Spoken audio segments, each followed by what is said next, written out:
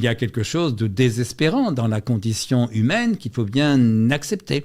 Et aimer la vie, c'est l'accepter, y compris avec ce qu'elle comporte de désespérant, à savoir d'abord la mort. Voilà, donc je suis toujours un philosophe athée, toujours un philosophe matérialiste, où ça n'a pas changé. Ce qui a changé, au fond, c'est que je me fais un peu moins d'illusions sur la sagesse. Au fond, quand j'ai lu Épicure à 18-19 ans, Spinoza à 19-20 ans,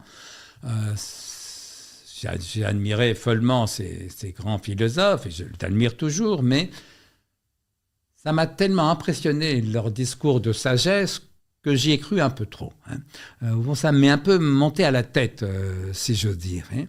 Et il a fallu l'expérience de la vie, d'une part, et la lecture de Montaigne, d'autre part, pour faire en sorte que je me libère un peu de ces illusions que je me faisais sur la sagesse. Par exemple, Épicure écrit à la fin de la lettre à Ménécée, un petit texte de 7-8 pages. Là encore, il faut que les gens qui nous regardent la lisent.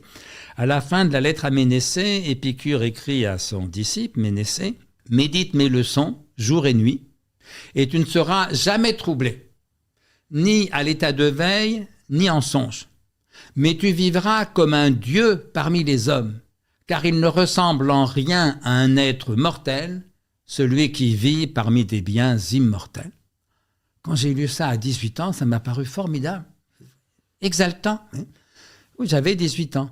Mais sincèrement, si je vous disais aujourd'hui, à 71 ans, écoutez, je ne suis jamais troublé, mais je vis comme un Dieu parmi les hommes, vous diriez, mais Comte Sponville, il a pété les plombs. Vous auriez bien sûr raison. Eh bien, la récusation de cette espèce de sagesse outrancière d'Épicure, je l'ai trouvée chez Montaigne.